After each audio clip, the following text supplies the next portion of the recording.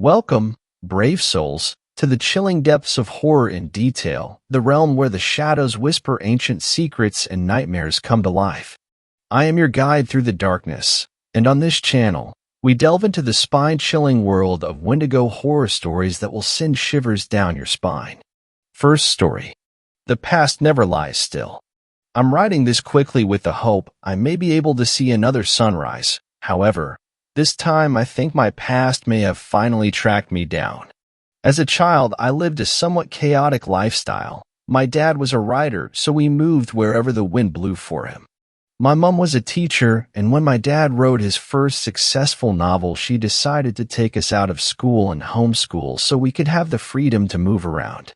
It was nice to be able to see so many beautiful places, but I never felt stable. My dad had some usual haunts here and there to go and write, usually for a few months, but there was a particular one that always stuck in my mind. It was a quiet little redwood cabin, a few miles out from Fargo in this huge, dense redwood forest. We normally went in winter as it was the best place for my dad to work, craving isolation as writers do. We flew to Fargo like usual and rented a car for our stay. We drove up the tight winding road towards the cabin with nothing but huge redwood trees surrounding us. I watched as the trees whizzed past whilst looking deep into the forest brush. You could see trunks fanning out for miles, and beneath them all were large bushes, nettles, grass, and the like. I looked closer than usual as I had this strange, unshakable feeling as if we were being watched. Sure enough, as I focused on the bushes and nettles, I saw them moving like something was running through them fast. My heart sank to the floor as I saw what looked like a large shadow, jumping and running like a dog through the dense forest trying to keep up with the car. I tapped my brother on the shoulder hoping he would look and see himself, but he was too invested in his game to bother. So I sat there in the car, watching until weirdly enough the thing just stopped chasing us. I twisted around to look out the back, and to my horror something crawled out of the forest and then stood up. All I could see was a quick glimpse of a looming shadow before it was out of sight. 5 minutes up the road and we had made it. My skin was crawling thinking about how close that creature was from the cabin. We walked up the path towards the cabin but stopped shortly after as the door was wide open. We all walked inside to find the place completely trashed, furniture tipped, scratches and gashes all along the walls and floor, curtains ripped, and all the doors open. My dad played it off, saying an animal must have broken and fought to get back out. My mom and brother agreed and got to work clearing up the place. When I saw the mess, I knew that the creature that was following us did this. The aura about the cabin had changed. It felt like something sinister was living close by. I broke down crying, scared out of my mind, as flashes of the shadow I saw entered my mind. I pleaded to everyone that we needed to go home. My mom came running over to comfort me, and my dad tried to make me feel better by showing me all the different weapons he had to keep us safe, guns, bear traps, and sensors, and it worked. I did start to feel better. This was a bitter mistake. He went to work setting them all up, putting extra protection around the doors and windows. By the time he was finishing up, it was nightfall, so we all went to bed. I was still on edge. However, the protection did make me feel better, so I crawled into my warm bed and drifted into slumber. Weeks went by with nothing eventful happening. I started to feel more comfortable and would go on short walks with my family around the site. Until one night, I was woken in my sleep to the sounds of shuffling outside my window in the snow. I looked around the darkness of my room, half expecting something to be there, but there wasn't. I had this eerie feeling, like I was being watched again.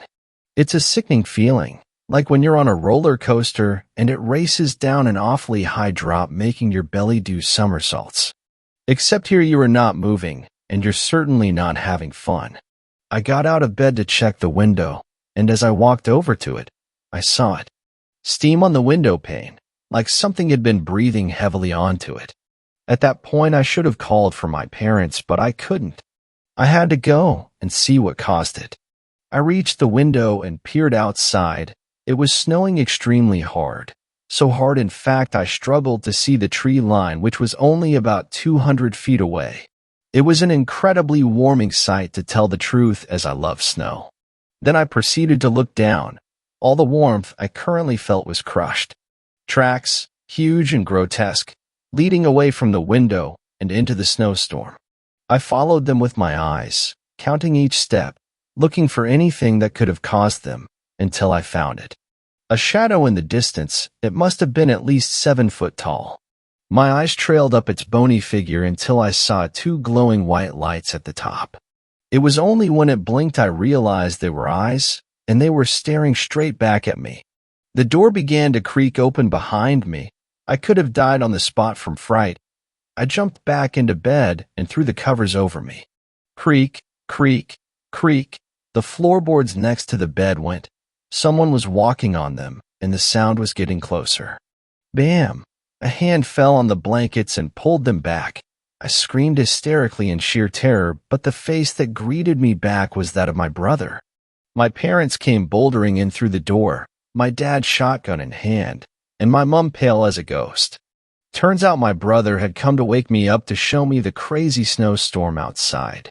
I felt horrible for screaming in his face like that, but the timing was just downright awful. I felt like telling them what I had seen, but after the panic subsided, Dad spoke to both me and my brother. He said that he and Mom had been talking. They want to leave the cabin as there have been a few leaks and some structural damage causing the cabin to be unsafe. The weather will be getting worse, and the last day to leave will be soon, before the storm picks up. I felt so relieved at this and shunted that urge to tell them aside, now knowing we will be leaving soon. We stayed in the cabin all the next day, and that night I had horrifically vivid dreams of what I had seen. Safe to say I barely got any rest. The dream of last night began the same, but as I replayed the event in my brain a few times, it started to change, getting worse. The door didn't open this time, and I looked into those white eyes. I then saw it drop into all fours and run away into the white snowstorm. A strange urge filled me in that moment, an urge to follow it, and I shook it off. However, I couldn't shake it off. I fought that urge with everything I had, but it was no use. It was like my body and mind were possessed by something stronger. I was now but a mere watcher to this nightmare. I walked into the living room. My dad was passed out on the sofa, so I had to be quiet so as to not wake him. Reaching the coat hanger, I picked out my red mountain coat and slipped on my red wellies. I was about to do this. I was about to go out there in the storm and follow it. I opened the door. A huge gust of wind and snow struck me in the face, whistling all around me, and started flooding into the cabin. I quickly ran outside and shut the door. I put my hood up and began to walk down the porch steps and into the violent storm. The snow was smacking me in the face from all directions, the wind was howling something fierce, and all I could do was watch through my eyes as I slowly made my way towards the forest. I kept walking straight. Looking around me revealed nothing but white. If I strayed even slightly left or right, I would be completely lost in this horrendous storm and would most surely meet my demise. Thank God it was some sick, twisted dream. Despite my growing fears of getting lost, I reached it, the forest. The beautiful red bark on the trees had now been completely covered in white along with the bushes, rocks, and ground. It was like a different place altogether. I trudged into the forest, snow crunching below my feet. The snow and wind eased as I walked further in, probably from the tree line and the dense forest providing some form of shelter. As I walked, things moved around me, bushes, grass, nettles, and it was not from the wind, it was from something extremely fast. The sounds came from all around, and a thought stuck in my head. Could there be more than one of these things? I walked and walked, sounds filling my ears from all around, but I dare not look, for who knows what I would have seen, so I kept my head down. Suddenly, I felt an awful crunch under my foot, and it was not the snow. No, this crunch was meaty. I stopped to look down. It was a fucking body, a human body, there under my feet peeking out the snow. It had been ripped to shreds, like it was some toddler's play toy. Blood had covered the snow into dirty crimson red. Hair, skin, clothing, and even teeth littered the ground, all mixed in with the glistening crimson blood. The noises of running around me were picking up. These things were closing in. It took everything I had to get my legs to work again as they felt like jelly, and when I took control, I ran, like I had never ran before. It was so hard with the snow working as a nasty resistance, but I had no choice. I had to get away. I heard things from behind me like twigs breaking and low whispery voices. I kept glancing behind me, expecting something to be following close behind, ready to chase me down and rip me apart like the body I had seen, but nothing appeared. Eventually, the trees began to thin as the snow and wind grew louder and louder. It wasn't until I bumped into something hard that I stopped and readjusted my vision. Standing before me was a huge gray rock about 10 feet tall. I had to step back to look at it. It was gigantic and had strange writing all over. It was like someone had written in cursive, but the language was not English. Unfortunately, I could not read it. After staring at the rock, I decided to look around me to find myself in a large clearing. It explained why the wind and snow had picked up again. I looked around, and on the floor I saw them. Smaller rocks, and most of them had been stacked in mountain-like piles. Some were small and some big, and they covered the floor as far as the eye could see. It was extremely haunting and eerie, but the sight was also familiar. I racked my brain, putting my hand on my head. Why was this familiar? It felt like the first time I had even seen it, but at the same time weirdly not. And then it hit me. In history, I had learned about different cultures and religions. These mountain-like rock formations had come up a few times. They were cairns for the dead. It hit me that I was currently standing in a huge graveyard and felt extremely sick. Looking back at the huge rock, I realized that the writing etched all over it was names, probably of people that had died here, and there had to have been hundreds, if not thousands. With a rush of pure emotion that I could not control, I dropped to my knees looking up at the great rock and cried like never before, bowing low before it. After a few minutes of crying, I heard a horrible, bone-chilling howl like a wolf, but different. It was something much bigger. I stood back up, pushing my back against the rock, looking out into the snowstorm. As I looked into the white storm, I could see shadows, dashing all around me with ecstatic speed. My breathing became erratic and I began to hyperventilate. I struggled to keep my eyes open as the snow pounded into my face.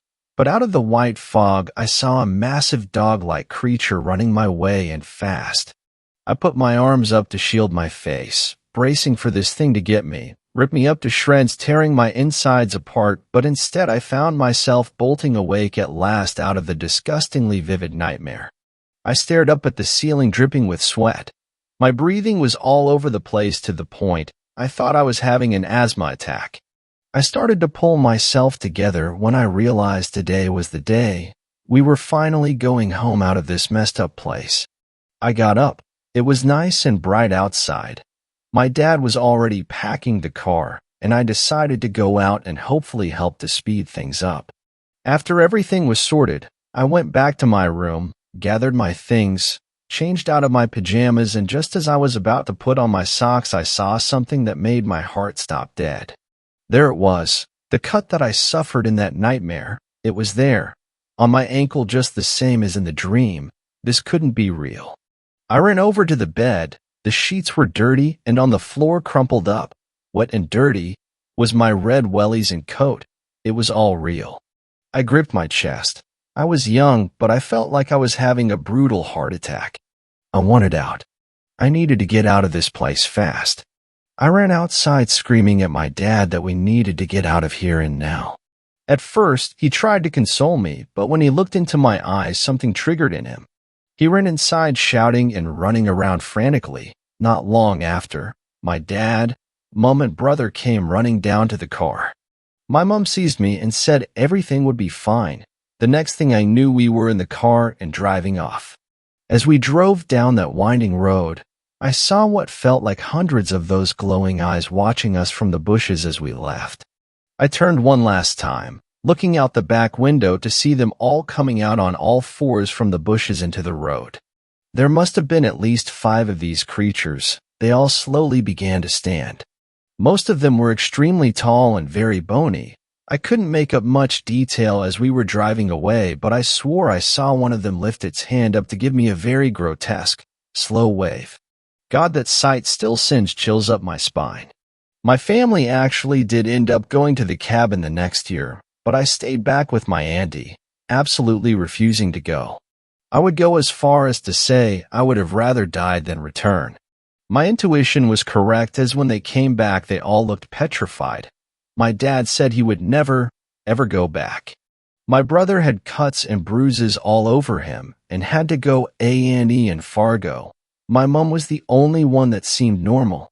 I tried to ask my brother and dad what happened, but they vowed never to speak a word to anyone. I tried, but they never wanted to experience what they saw again, and I can somewhat relate to that feeling. Quite a few years have passed now.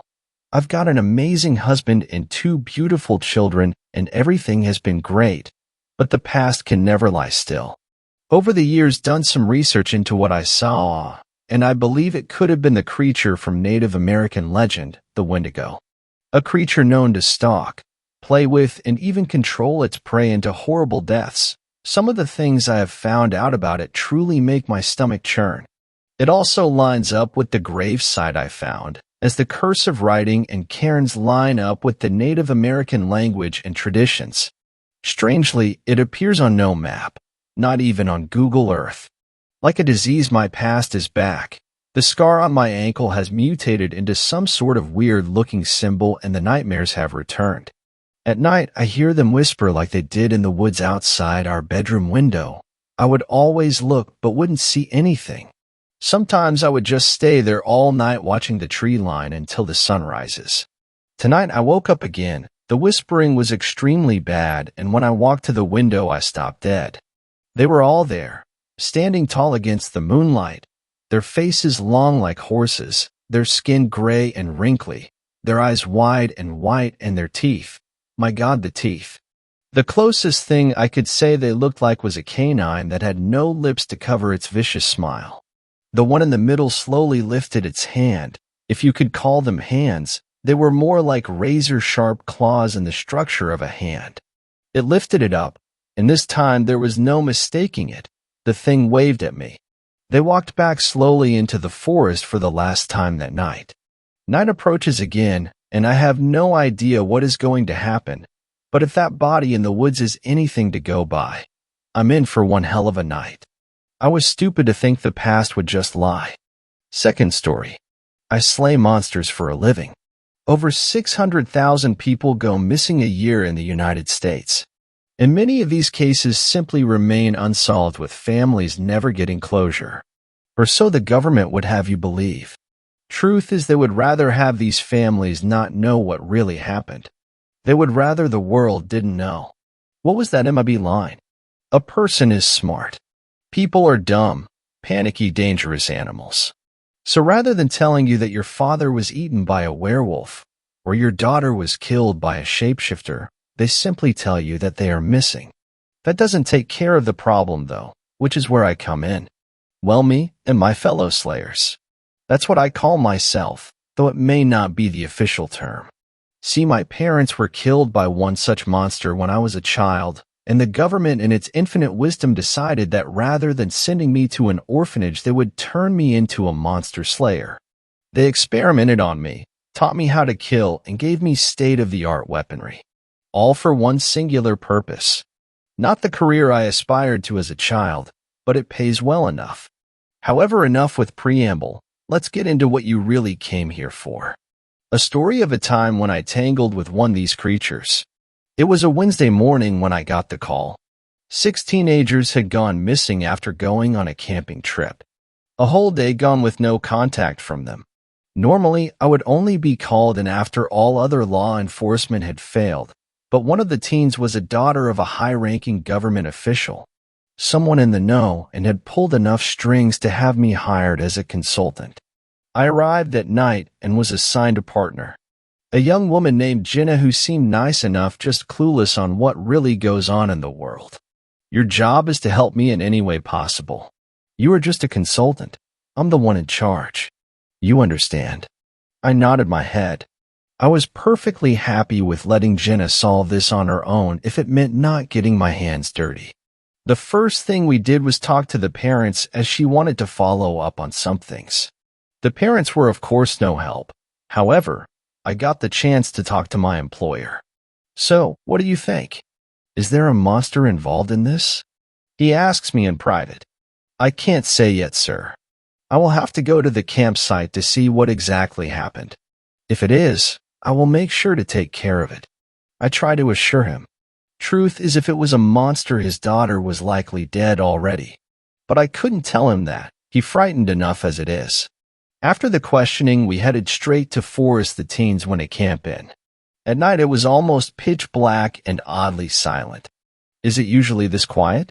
I inquire, to which Jenna replies, normally no. We have quite a few animals in these parts. I'm worried something got to the kids.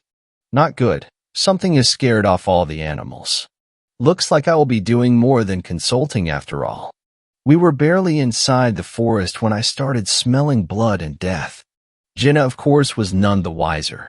She had not gone through the same kind of experiments and training as I had, which meant she was now just a liability. How about we split up, Jenna? Cover more ground that way. I'll give you a call if I find anything.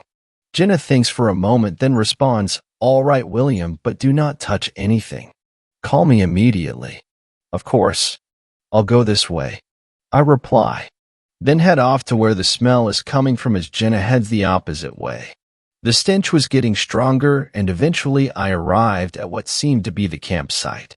The scene before me was gruesome, something I had become familiar with in this line of work. Poor kids had been enjoying s'mores when whatever creature attacked. Slash marks across all their bodies. Not deep enough to kill instantly, but enough to make them bleed out. The creature had killed them for sport. I count the bodies, 5 in total. My employer's daughter was missing. Can't be a coincidence. Wonder if he knew more than he was letting on. Then I heard a scream, piercing the silence of the forest. Jenna. I rush towards her as fast as I can, moving as a blur. As I arrive, I see what caused the scream. It was tall and skinny. Some part of its body was covered in grayish fur while the rest was just bone. It had the skull of a deer, antlers and all, with the teeth of a canine, red with blood. A wendigo, a side effect when cannibals eat a little too much at once. It was eating the daughter, but its attention had been turned to Jenna, who screams, "What the fuck is that?" I do not take the time to explain, instead dashing towards it, bringing out my retractable sword and stabbing it in the chest, making sure to slip through its ribcage. Wendigos, despite their form, still have similar anatomy to a human, and stabbing its heart will kill it instantly.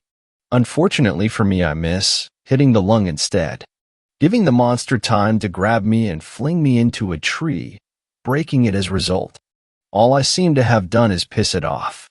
Then I hear gunshots. Jenna seemed to have gotten over her fear. Little good it does, though. Wendigos might be skinny, but their bone is quite tough. It charges towards her instead as she keeps firing a gun even after the clip runs out. Run, damn it, run, I shout. She doesn't hear me as Wendigo charges into her, knocking her down. Jenna lies on the floor, eyes closed and crying as the Wendigo opens its mouth, wide enough to take her entire head with a single bite. Fortunately for her, it never comes. The Wendigo collapses. Poison had finally taken effect. My aim has always been terrible, so I take extra measures. I approach it and pull my blade out while giving it a kick to make sure it is dead for good. Jenna is still on the floor crying her eyes out and screaming, not realizing what has happened. It's over. The Wendigo is dead, I say soothingly. After what seems to be a minute, she opens her eyes, red from all the tears. The what? You know what that thing is. Shouldn't have said that. Yes, but that's not important now. You should head back. In the morning bring the others, and you can take the bodies. I tell her, remaining calm. What should I tell the others? The parents, she asks frantically. I'm sure you have predators in this forest. Say none of them got to the kids and that's it. You must lie to them. You understand. She nods her head. All right, go. I'll be right behind you. I hope she is able to lie. I was. I couldn't tell her the truth. I couldn't tell her that the slash marks on the teens weren't from the Wendigo. I couldn't tell her that the daughter's already dead body had simply attracted the Wendigo. Which of course begs the question, if the Wendigo didn't kill them, what did? Third story. I own a winter cabin in the forests of North Minnesota. Things are getting weird. September 24th, 11 p.m. Recording 1. Me and my wife recently purchased a cabin deep in the forests of northern Minnesota. As recently as 6 months ago, in fact. I was never much of an outdoors person. Growing up in a fairly large town in the southern part of Minnesota, I rarely saw the great outdoors, as I've heard many call it. My wife, however, is a country-loving woman through and through. Having grown up miles from my hometown, surrounded by woods and farmland her whole life, I don't think there's a single city slicker bone in her whole body. That being said, I somehow managed to convince her to buy a house with me in a small town, with the condition that, when finances allowed, we would purchase a cabin to stay in half of the year. And, well, unfortunately for me, she held me to that promise. My wife decided that she wanted the 6 months spent in that cabin to be from October to March. Why anyone would choose to go farther north for the 6 coldest months of the year in what is essentially the fucking ice capital of the central United States is beyond me, but my wife insisted. Please, James. She had begged. You know my favorite seasons are fall and winter. And she was right. I did know that. Growing up, she loved the leaves changing color in the fall, and the first snowfall was always magical for her. After some more insistent begging, I caved. Fine, but don't slide closer to me when you're freezing your ass off at night. I replied, a slight smile creeping across my lips. A large, childlike smile spread across Samantha's, or Sammy, as I affectionately called her, face at my response. Her smile always seemed to brighten up the room. Even since we were kids, it's always made my heart flutter. Better not smile like that up at the cabin. You might scare all the wildlife away, I smirked. Her smile turned into a half-offended, half-amused open-mouth smirk as she smacked my arm. You asshole. I chuckled softly at the memory as I drove down the winding dirt pathway through the woods. Sam turned her head to look at me. What's so funny? She asked, cocking her eyebrow up slightly. Oh, nothing. Just laughing at myself, I said, flicking my eyes towards her. She rolled her eyes as a hum reverberated up her throat. I moved my eyes back to the road and immediately slammed on the brakes, sending us both into our seatbelts. Crossing the road was a maimed deer, limping from one side to the other. Its stomach was torn open, leaving a trail. How it managed to keep moving was astounding. Sam and I looked at each other and back at the deer, which was almost fully back within the trees, before it collapsed. What the hell? I muttered, turning and looking at her. She shrugged her shoulders, probably from black bear. They've been known to hunt deer. Do they hunt humans, too?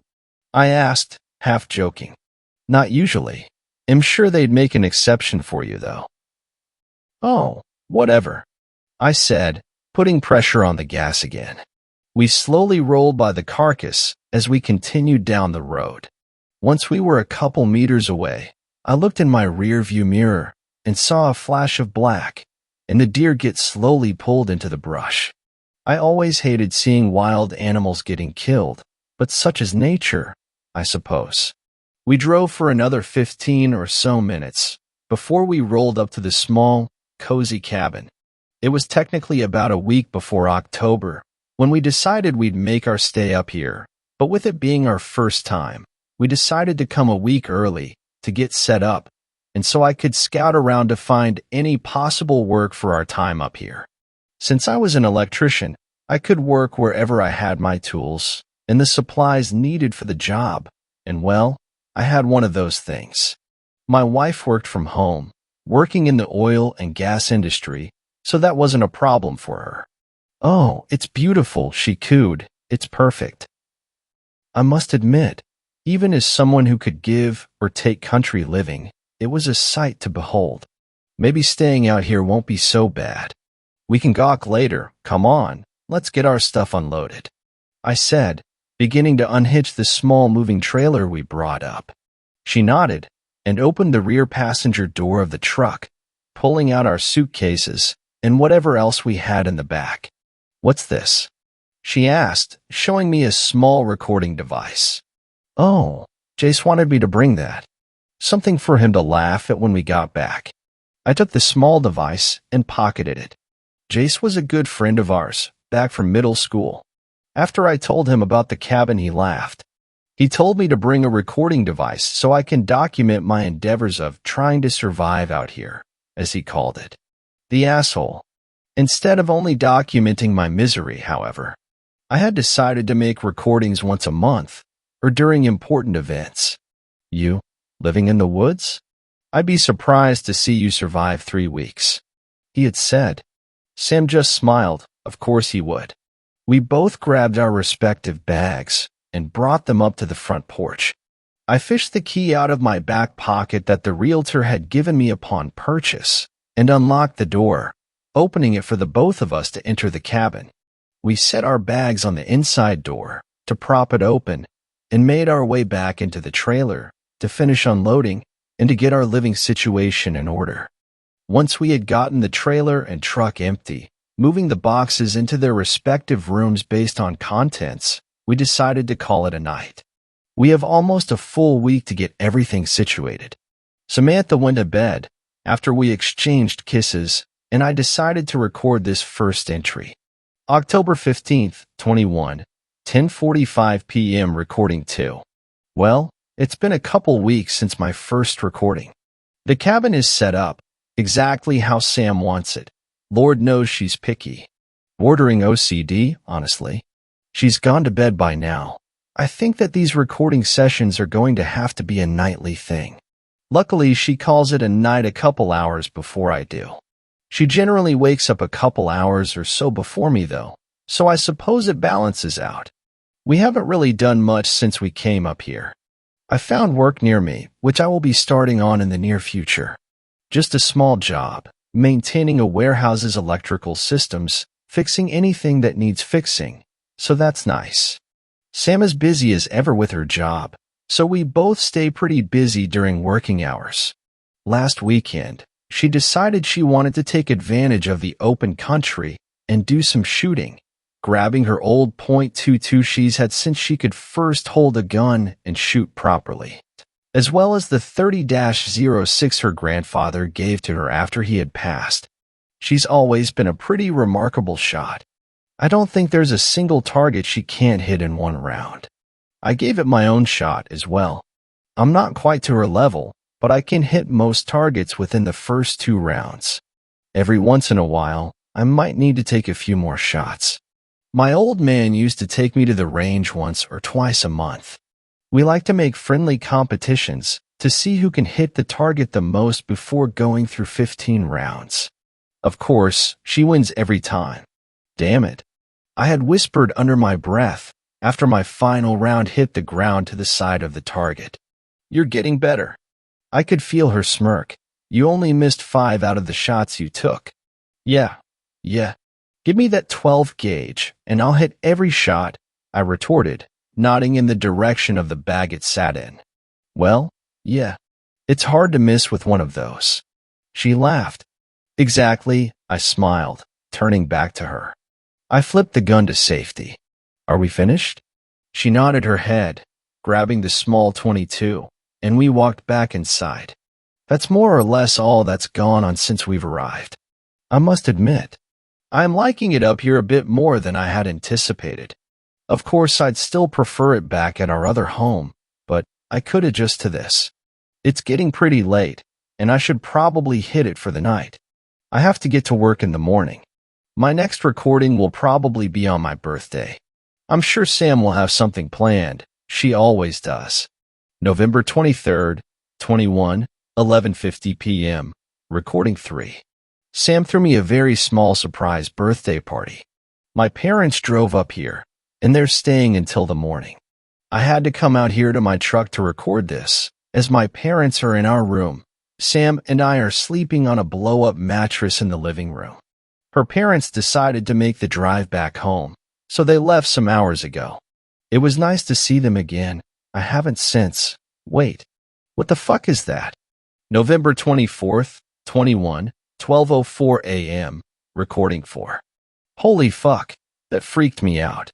Some deer was sitting on the edge of the forest, just barely in view from the light given off of the house porch lights. It looked like just the skull. At first, I thought it was just sitting on a post, left as some sort of freaky housewarming gift, but it turned its head and disappeared. Must have just been a trick of the light, or I'm just tired. I'm going to call it a night and go inside.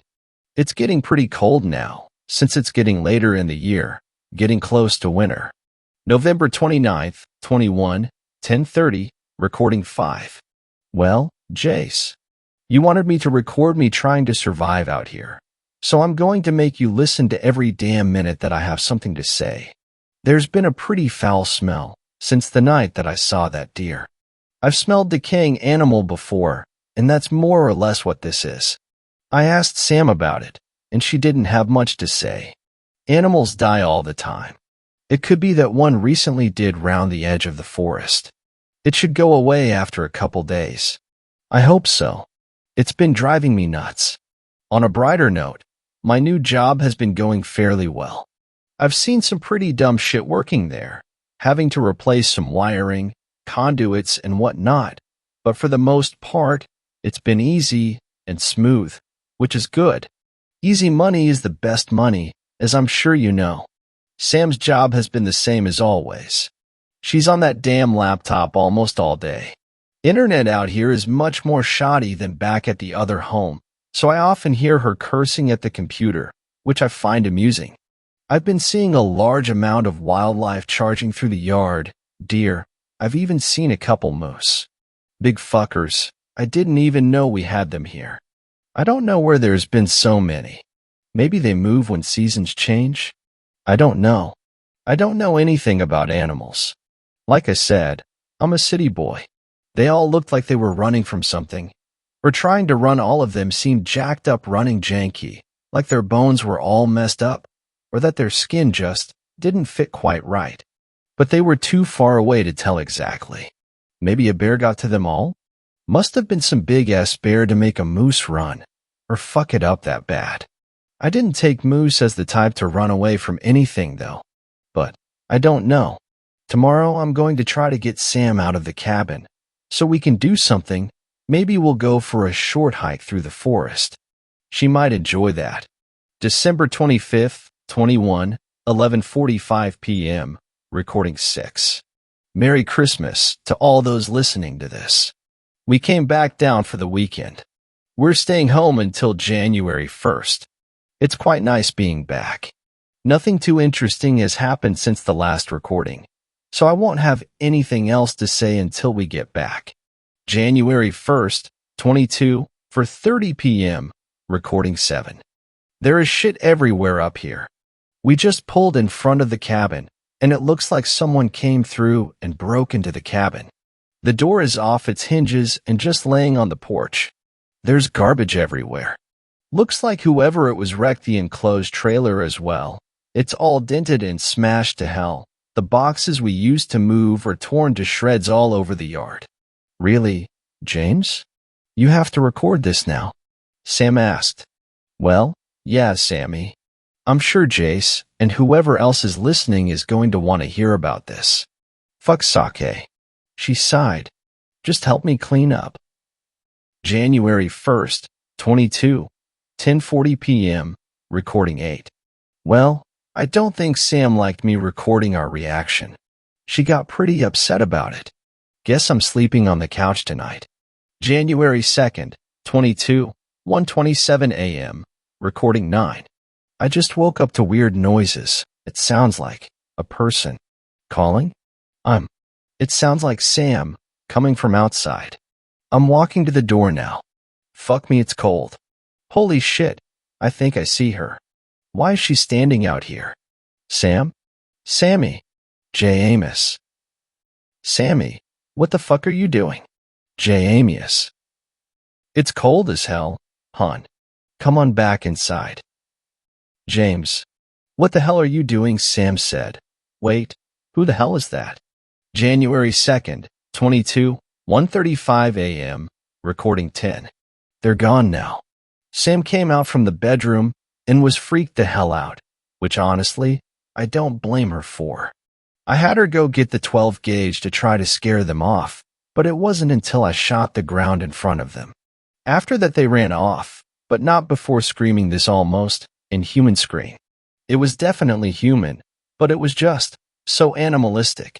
The flash revealed them for half a second, and they looked so wrong. Definitely some druggy high off their ass.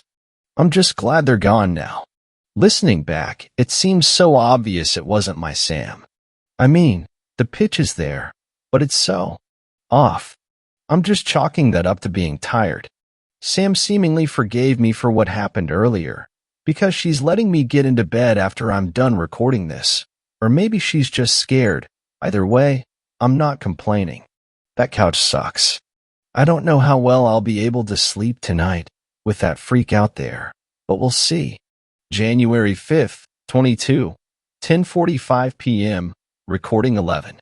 I know that I said I'd only be doing these about once a month, but things keep getting weirder, almost paranormal. I'm not opposed to the idea of ghosts or spirits and all that. My wife and I are Christian. Well, that's the easiest thing to call it. We don't exactly follow an organized religion, but you could call us Christian. We've been hearing weird noises at night. Both of our names being called other strange noises. I don't quite know how to explain it. The smell of decay is back, too. Last night I saw that deer thing. I think it's a deer. I'm not so sure anymore. It might be someone in a deer mask, but it looked so decayed from where I was, and looking at it the smell of death was overwhelming. I'm honestly scared. I haven't told Sam yet, in fear of sounding insane to her, but I'm ready to just go home. I'll see about bringing it up to her in the morning. There's a massive blizzard going on right now, and it's getting cold. I'm going to cozy up in bed with Sam and get some sleep. January 6th, 8:45 a.m., recording 12. She's gone. Fuck if you CK. Sam's just fucking gone. I woke up and she just wasn't here. The truck is still outside. It's covered in a blanket of snow. The door was wide open. It's freezing in here. I'm getting my boots on as I'm recording this. January 6th, 9:30 a.m., recording 13. That fucker. I know they have something to do with this. The truck is inoperable, tires slashed, fucking engine won't even turn over. There's gas everywhere, like they punctured the gas tank. I don't know where Sam is either. I ran around out there calling her name, trying to find her. I kept hearing my name, the same fucking voice from the other night. I swear, when I get my hands on these freaks. January 9th, 6:30 p.m., recording 14. Sam still hasn't come back, and I've been searching for the last 3 days. I called the nearest police station. They sent out search parties, but nothing. I listened back to the recording, and the voice isn't the same. It actually sounds like her, but it's wrong. It's so wrong. I don't know what else I can do. It smelled like death in that damn forest everywhere. Please. I hope that wasn't Sam. And I keep hearing that fucking voice. I can hear it now, outside. I'm going out there with the 12 gauge, and I'm fucking whoever is doing this up. Consequences be. Holy fuck. Holy fuck. What the fuck? That's not. What the fuck is that? January 12th, 5:45 p.m., recording 16. Sam's dead. She has to be. And I'm in here, sitting like a coward. The doors are boarded up, the windows too. Yesterday I saw a big deer thing, but it was not a deer. It was massive, 7, 8 feet tall, gangly, and the smell, holy shit the smell. It was awful. I've spent the last day reading, and I came across something called the Wendigo, some old native legend. said to have insatiable hunger. But it couldn't have been a Wendigo that night. It was a person I saw. I know it. It had to be. They came back last night. I heard it calling my name, trying to imitate my wife. My poor wife. We should have stayed home. Wendigos can't look like people. They can sound like them, sure, but not look. What the hell was that? I've also come across skinwalkers. From what I know, they can't copy whatever they're trying to imitate perfectly, which could explain the weird movements and the messed up face. But that has to be fake, right? But the Wendigo shouldn't exist either. Plus, skinwalkers surely would imitate more than one thing, right? Not just one. The animals. The animals I kept seeing running through the yard, they were all messed up too. Oh, shit. Fourth story. I found what happened at Roanoke. I live in the Outer Banks, down in North Carolina. Frequently, I've visited the historical site of the lost colony, amazed by the artifacts and the intricate lore and history behind the place, alongside the folklore and fairy tales of what happened.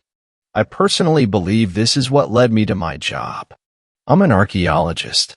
I've done digs in India, Iran, even Eswatini. You name it, I've probably done work there. Recently, the state of North Carolina hired me out to check out Roanoke and visit the site, alongside a small team.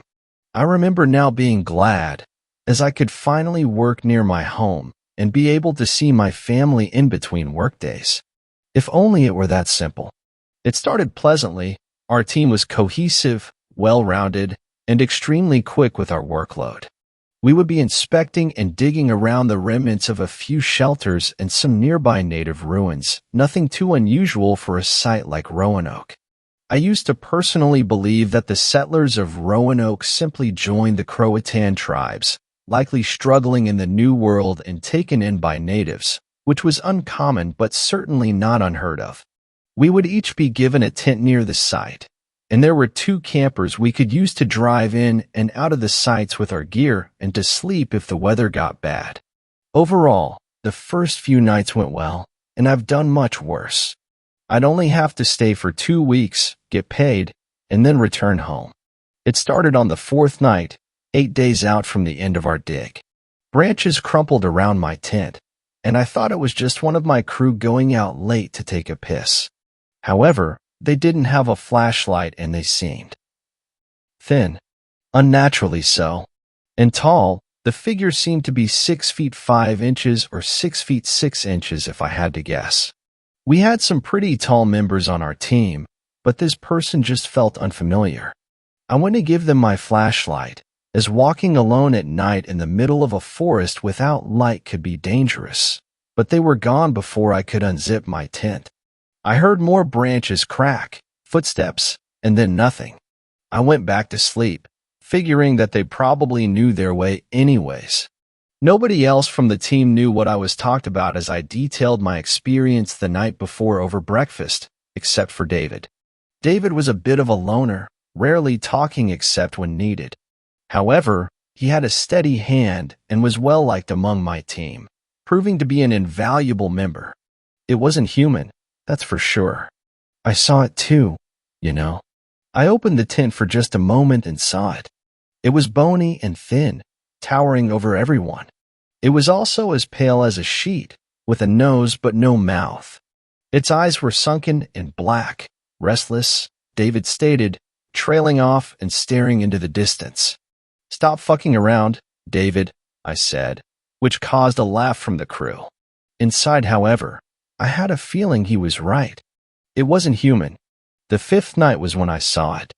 I camped out in the camper, using back pains as an excuse. In reality, I wanted to see if I could see it again. I blacked out the windows, turned on the heaters, had a handgun ready, turned on the dash cam, and got out a pair of binoculars. I was prepared. I caught a glimpse of it next to a tent at around 1:51 a.m. first, staring directly at a sleeping camper. The scariest part? It made no sounds. Without a mouth, it just stared blankly. Every time that thing took a breath, you could see its ribs. It showed no expression, no lust, no ambition, No anger, no pain, no happiness. Nothing. Its head began to drop, and a hole began to form around where its mouth would be. What the fuck? I shit you not, in an instant, it grabbed one of the tent poles and crushed it with its hand. The poor soul who was trapped inside of the tent let out a scream before the entire tent was thrown into a tree, silencing it instantly. The creature then tore a hole in the tent and swallowed my crew member whole. All of this happened seemingly instantaneously. But then, like clockwork, others began to appear. However, the thirst and hunger of the creature had not been quenched. The abomination visited each tent one by one. I attempted to start the car, only to see that mud had formed around the tires and that it wouldn't be able to move. Fuck. Hearing the noise of the car starting, the creature ran towards me, shattering the windows as it attempted to grapple me. I shot blindly and wildly, shooting it in one of its eyes. It covered its eye and ran off into the forest, bleeding profusely. As it turned, I saw 7 letters carved into its back. Croatan. As I type this, I am driving to the police and then to my family. David and another, a heavy drinker who rarely actually showed up to the digs, managed to stay safe and hid, as the drunk stayed in the camper near an unhealthy amount of beer cans and a mini fridge, and David had hid after seeing the beast the night before, refusing to sleep and then sneaking off to where I was staking the area out when he first saw it again. 5th story. The Pandemonium Complex. I've lived at this complex for a few months now. The people and things that live here are far from normal, to say the least. Things that nightmares are even afraid of. I can't leave, because it won't let me. The complex provides everything I need to survive if you know where to go. The only safe place is my room, number 224, and it's finally provided me with a computer to reach the outside world. It knows it can trust me now, and I'm no longer trying to leave. This place is my home now. I've accepted that. The thing that runs this place takes the form of a male bellhop in a straw boat hat and names itself Winthorpe, but I've seen what it really is and what it can do. It is God here, and as long as we're in its realm, there's nothing anything can do here about it. It mostly stays in the lobby's concierge desk if you ever wish to speak to it directly, but we all know its placement and appearance is just a formality to make us feel at least a little comfortable in our home. It and the complex are connected and yet separate. A God and a living universe together in symbiosis. They're both mostly harmless as long as you abide by the rules. 1. A tenant must never kill or fatally harm another tenant willingly. 2. Nothing may leave, but all can enter. 3. Your room is safe. 4. Rule 1. Is void when in another's room, but only to the room's tenant. 5. Damaging the complex or its property purposely is forbidden. You'd think these rules would stop anything from hurting you, but all those rules did was make the things that live here more creative in what they can do to you. There are things worse than death and pain. I've seen some that have fallen victim to the other tenants' creativity. Like me, there are some humans that live here and other mortal beings from either different worlds, realities, times, and everything beyond and between. Some have abilities of their own, and some are nothing more than mortals with flesh and blood like myself. I've learned some things while living here and how to survive. The most recent was the victim of him and her. Him and her are dangerous to say the least, but minor compared to the other things I've seen. Him and her are shadow people, but not the kind that you know of. The two don't peek around corners or disappear when you see them. They make sure you can see them. The fear you permeate just makes the game more fun to them. Imagine a great white shark in an open ocean that's bored and all there is you and him. You can't escape them. There's shadows everywhere, and the shadows are their room. The first you will see is him. I've seen him, but for now he has no interest in me. Just seeing him won't make you a target. That just means you have his curiosity, but not his interest, yet. He is a tall shadow man. They can change their size and shape, but most often he's about 7 feet tall. Looks as if he's wearing a fedora hat and long coat. He has no features and is as black as the darkest void. If you try to stare at him, you'll only make yourself a target. The only reason why I know his appearance is because I rode the elevator with him a few times and only once alone. Only glance, but never stare. Luckily, I know better than to stare at anything in this place, and I thought I was his new target until we seemingly reached his floor first and he was gone. They only appear and disappear. Even they can't seem to travel boundless in this place, and luckily the complex is always illuminated pretty well. There's rumors that they're the reason why Rule 5 was created, since the shadows are their domain. Can't have them messing with its lights as they please, I guess. If you see him too much, that means you've caught his attention, but he's not what you should be worried about. If he's following you, that means run and hide. Him is warning you. Her is coming. One day, however, on my way back to my room, I got about halfway to my door before looking down the long hallway and seeing him staring. I averted my gaze to respectably let him continue, but when I looked back, he was still there. At this time, I've only heard tales of what this means. I gave him one more chance and averted my gaze to check again. He was still there. Taking no chances, I began running in his direction towards my room. Your room is safe, and I heard he's not the one I should be afraid of. I ran as fast as I possibly could and heard footsteps quickly gaining on me from behind. Looking back will only slow me down. I pushed as hard as I could towards my room, running and hearing those steps gaining on me easily. Suddenly, I was violently pushed to the right side of the hall with the force of a hulking beast. I guarded my face to try and stop what should be impossible to happen to me, only to hear the running continue down the hall where I was running towards. I looked and saw that I wasn't being chased. I was in the way of another apex predator that was now just as far down in the food chain as me. A Wendigo. Due to the rules of the complex, some things in this place are made entirely handicapped to hunt. One of these things was a Wendigo that I've seen from time to time. We passed each other in the hall, and I've seen other Wendigos too living here. They are no pushover. Standing tall, they can match the height of him. They're skin to bone skinny, the palest of white skin. Their lips and eyelids have rotted off from hunting and feeding, leaving only dangling rotten raw flesh. Their eyes are always open and vigilant, but clouded like a blind man. They have almost no gums left to show the full display of what was once human-looking teeth. Long but few inky black hair remained on this one. Its hands and feet are at least twice as long as a human's. Their nails on their hands and feet match the status of their teeth. Black with rot, but long and sharp to hunt their prey. Black veins that once pumped blood in their human lives and now just holding coagulated remains. In the right circumstance, even a weak one can wipe out a small, well-armed village. Even though they're not allowed to harm me, I always gave them a respectable distance, and this one was running for its life. I looked toward where it was running from and regretfully wished I hadn't. That's when I saw her. Her is similar to him in base appearance.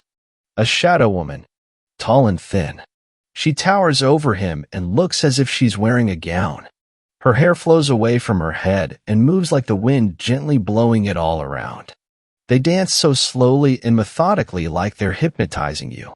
But what makes her all the more terrifying is, unlike him, her has a face.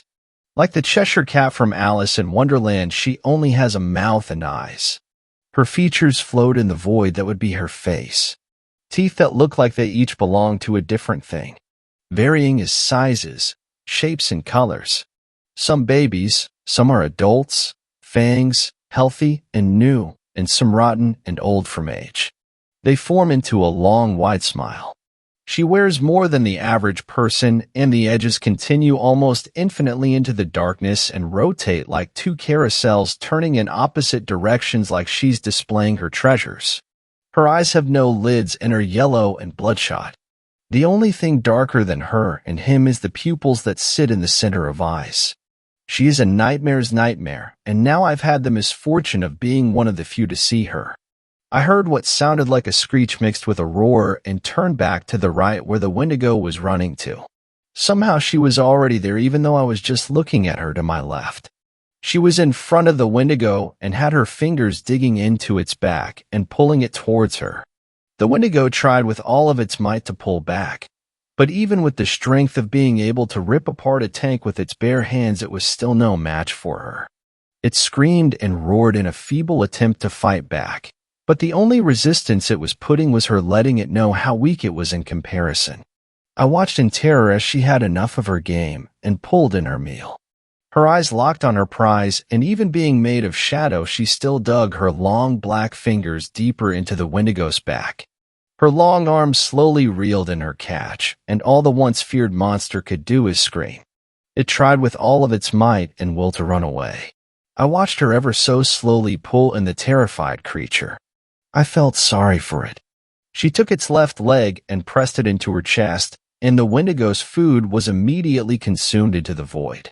She slowly pulled the creature into her body, and the monster screamed louder. I heard Wendigos can't feel pain, but whatever she was doing was far past whatever pain was. She pulled more and more of the creature into herself and rolled her eyes up with her head slightly tilted back, as if she was thoroughly enjoying her meal. The poor thing reached out to me, and even with barely any features left, I can see it begging and pleading for my help in its face. I couldn't help but whisper, "I'm sorry." I watched as her hand covered the beast's face and smothered its screaming head into her body. The Wendigo's right arm that was still reaching out fell limp after its head was consumed. I watched as the last remaining limb of the now defeated beast faded into the darkest black. Her was still looking up, savoring her meal. The shadows are him and hers room, and all she did was apply Rule 4. For her, him, and all the shadows are their room. She snapped back downwards and focused on me. I immediately covered my face and shut my eyes as hard as I could. Sitting on the floor in the hallway in the fetal position, I noticed I can still see her face even with my eyes closed. The shadows are her room, and my eyelids are no exception. I opened my eyes immediately at this realization, but looking around in the light, they were all gone. The Wendigo, him, and thankfully her. I took a second to gather myself and proceeded back to my room. I'm going to stay inside for a few days after this incident. My room is safe. However, I've seen what else lives in this complex. Him and her are nothing compared to some of the other horrors that live here, and even if they were top of the food chain, they are but ants to Winthorpe and the Pandemonium complex. Thanks a lot for watching the video till the end. Subscribe to our channel Horror in Detail. Drop your opinions/suggestions in the comments section, and like the video as it helps with the YouTube algorithm.